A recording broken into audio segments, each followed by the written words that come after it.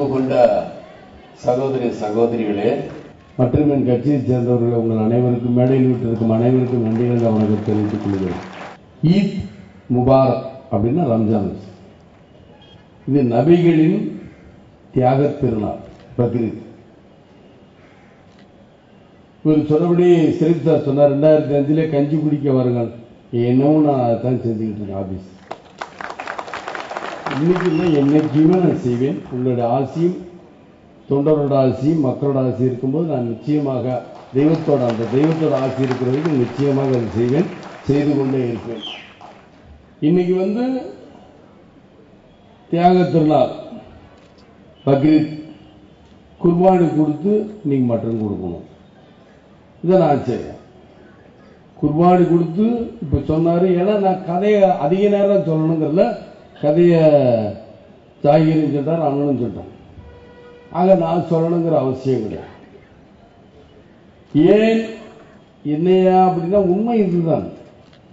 நான் சொல்லணுங்கிற அவசியம் இருந்தாலும் என்னுடைய கட்சியின் கொள்கை இயன்றதை செய்வோம் இல்லாதவருக்கு, ஆக இயன்றதை செய்வோம் இல்லாதவருக்கு நம்மளால முடிஞ்ச உதவிகளை பண்ணணும். நான் தான் சொல்லுவேன், என் பிள்ளைகளுக்கும் சரி என் மனைவிக்கும் சரி எல்லாருக்கும் உங்களுக்கும் சரி தொண்டர்கள் ₹1 சம்பாதிச்சால் 5 செலவு பண்ணி அதுல இருக்கிற சுகம் இருக்கு. அடைடாடா. ஆனா இவங்க தேவையில்லாம அம்மா டாஸ்மார்க் தமிழுவோம். அம்மா டாஸ்மார்க்னா அதுக்கு கேஸ் போட்டுருவாங்க. பேருக்கு புகழுக்கு கலங்க வச்சுக்கிறீங்க. ஏன்னா தைரியமா பேசுறேன். அவரே அதான் பேசுனார், நானும் பேசுறேன், ரெடி கேட்டிருப்பேன். ஆக நாங்க எல்லாரும் இதுவரைக்கும் என்னை பார்க்க தொண்டர்களோ இல்லை யாரோ இல்லை கட்சிக்காரர்களோ யாரும் இருந்தாலும் நன்றாக பேசி நன்றாக அரவணைச்சு உட்கார்ந்து பேசி அனுப்புறதுதான். ஏழை பணக்காரன் உயர்ந்தவன் தாழ்ந்தவன் வித்தியாசம் நான் பார்க்கறது கிடையாது.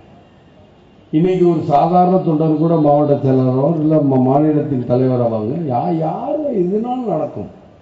நடக்கக்கூடிய காரணம் நடிச்சுக்கிட்டு இருந்தேன். திடீர்னு இங்க இன்னைக்கு ஒரு கட்சி ஆரம்பிச்சு கட்சி சொல்றேன்னா தமிழ்நாடு அந்த அளவுக்கு தரங்கட்டு தாழ்ந்து போயிருக்குங்கிறது தான் இந்த தாழ்மையான கட்சி. இதெல்லாம் விஜயகாந்த் இப்படி சொல்றான் அப்படின்னு உண்மை. இன்னைக்கு சட்டசபையில அவங்க அந்த அம்மா குழுங்க சிரிச்சாங்களே ஜெயலலிதா எதிர்கட்சி எல்லாம் பார்த்து. இன்னைக்கு எதிர்கட்சியில கிக்கின்னு சிரிச்சாங்களே. இன்னைக்கு தமிழ்நாடு இல்ல, இந்தியா இல்ல, உலகமே உங்களை பார்த்து சிரிக்குது, சிரிப்பா சிரிக்குது. நான் இன்னைக்கு நான் காட்டுறேன் பேஸ்புக்ல கூட உங்களை பார்த்து சிரிப்பா சரி. இதை விட கேவலம் என்ன? என் தமிழ்நாட்டுக்கு என்ன கேவலம்? என் இந்திய மக்களுக்கு என்ன கேவலம்? இந்த தமிழ்நாடு உண்மையில சொல்லப்படி இந்த அனாதையாக இருக்கிறது. உண்மை உண்மை சொல்லல. ஏன்னா உண்மை அதான். இன்னைக்கு நீங்க பாருங்க, இன்னைக்கு கருணமலையில் எல்லாரும் பதவிக்கு அழுதுகிட்டு அம்மான்னு பதவி. நான் தெரியாம கேட்கிறேன், ஜெயலலிதா அவர்கள் இங்க ஜெயில ஒத்துக்கிறது, இவங்க பதவி வைக்கிறேன். ஏன் உண்மையான தலைவி ஜெயலலிதா வேணும்னா நீங்கள் இருக்க வேண்டியது. நீங்க மந்திரி பதவி ஏற்றுட்டு இருக்க கூடாது. அதான் உண்மை. ஏன் உங்களை எங்க நம்ம இருக்கிற மந்திரி பதவி எவனா எடுத்துக்கிட்டோம்? என்னையா பயம்? உங்களுக்கு தலைவி வேணுமா? உங்க தலைவி வேணுமா? இல்ல மந்திரி பதவி வேணுமா? அதை நினைச்சீங்களா? நினைக்கல. எப்ப பாருங்க மக்கள் மக்கள் மக்கள் மக்கள்ங்கிற சந்தோஷம், மக்களுடைய பொது உடைமைங்கிற சந்தோஷம். ஆனா அந்த மக்கள் நல்லா இருக்கணும் நீங்க நினைக்கிற 144 தடை போட்டீங்களே, ஒவ்வொரு மாவட்டம் வாரியா போட்டீங்களே. இங்க சென்னையில இவ்வளவு அக்கப்பர் நடக்க எதிர்கட்சியெல்லாம் சேர்ந்து என்னைக்காவது இந்த காவல்துறை சேர்ந்து 144 தடை போட்டிருக்காங்களா? இல்ல இன்னைக்கு தமிழக முதலமைச்சர் ஒருத்தர் உட்கார்ந்துருக்காரு, அவராவது 144 தடை போட்டாரா? ஏன் போடல? அதனுடைய கேள்வி. தொட்டதுக்கெல்லாம் 144 தடை உத்தரவு. எந்த மாவட்டம் வந்தாலும் 144 தடை உத்தரவு இது போட்டிருக்கலாம், ஏன் போடல? சரி, பொதுமக்கள் பொது உடைமைங்கிறீங்களே, அவங்க ஏறி வரக்கூடாதுங்கிறதுக்காக இன்னைக்கு ஆமணி பஸ் ஸ்ட்ரைக்கா? என்ன அக்கப்போர் போட்டுறாங்க. என்னமோ 1997 இவங்க பிடிச்சி ஜெயில வைக்கணும் தொண்டர்களும் தோழர்களும் எங்க போனாங்க? நான் சொல்றேன் 1997 அன்னைக்கு இங்க போனாங்க. ஆக 97 தான் நினைக்கிறேன் 97. ஏன்னா அப்ப இவங்க ஆட்சி கிடையாது. அன்னைக்கு எங்க போனாங்க? இந்த தொண்டர்களும் தோழர்களும் இன்னைக்கு அழுகுறாங்களே, புலம்புறாங்களே, அவங்க எல்லாம் எங்க போனாங்க? யாரையும் ஆளுங்கட்சி ஆகிறதா என்ன அக்கை போடும் பண்ணுவீங்க? என்ன அராஜகம் எல்லா அட்டூழியம் பண்ணுவீங்க, அதை நாங்கள் வேடிக்கை பார்த்துக்கிட்டு இருக்கோம். எதிர்க்கட்சிகள் எல்லாம் வேண்டாம், இந்த விபரீத விளையாட்டு வேண்டாம்ங்கிறதா என்னுடைய தலைமையான.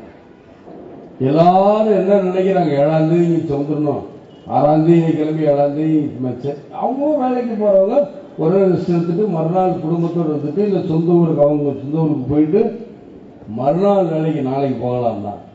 ஆம்னி பஸ் எல்லாம் ஸ்ட்ரைக்னா எங்கேயாவது எவ்வளோ அப்போ ரேட்டை பற்றி பேசுனாங்களா? என்ன ரேட்டு கொடுத்தாலும் உங்கள் மக்கள் வர சொல்கிறேன்.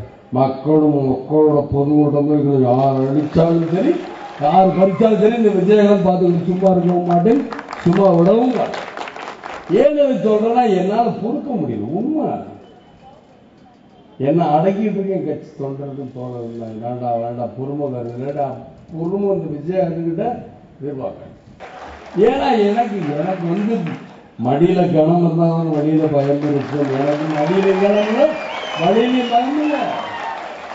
மடியில கனம் இருந்தாலும் வழியில பயம் இருக்கணும், பயம் இல்லை. ஏன்னா அவங்க இதே தான் சொல்லி 18 வருஷம் ஒரு கேஸ் இழுத்துருச்சாங்கல்ல, 18 வருஷமாக இழுத்துருச்சாங்க. 120 வயதை வாங்கலாம். ஏன் வாங்குறீங்க? நீங்க நல்ல முதலமைச்சர், இன்னைக்கு இவ்வளவு தூரம் ஸ்ட்ரைக் பண்றவங்களா இருந்தா என்ன பண்ணிருக்கணும்? அன்னைக்கு கேஸ முடிச்சு போட்டுட்டா நீ நம்ம பண்ணிக்கிட்டு இருக்க. ஏன் 18 வருஷம் இருந்தீங்க? சரி 18 வருஷம் இருக்கல, போன ஜூலை ஏதோ ஒரு போன வருஷம் நினைக்கிறேன், 13 ஜூலை தான், 13 ஜூலைங்கிறாங்க. அது உண்மையா போய் நீங்களே பார்த்துக்க. நான் கோர்வையா பேச மாட்டேன், எங்கேயோ போக தயவுசெய்து. நான் ரொம்ப நாள் கழிச்சு நான் பேச நீங்களும் எதிர்பார்த்துட்டு இருப்பீங்க. பக்ரீத்தை பற்றி முதல்ல நிறைய பேச நினைச்சேன். சரி எல்லாரும் பேசாங்க, கொஞ்சம் குறைச்சிக்கிட்டேன். அரசியல் பேசுவாங்க விஜயகாந்த், நீங்கள் எதிர்பார்த்துருக்கோம், பத்திரிகை நண்பர்கள்லாம் எதிர்பார்த்துருக்கனால அரசியல் பேச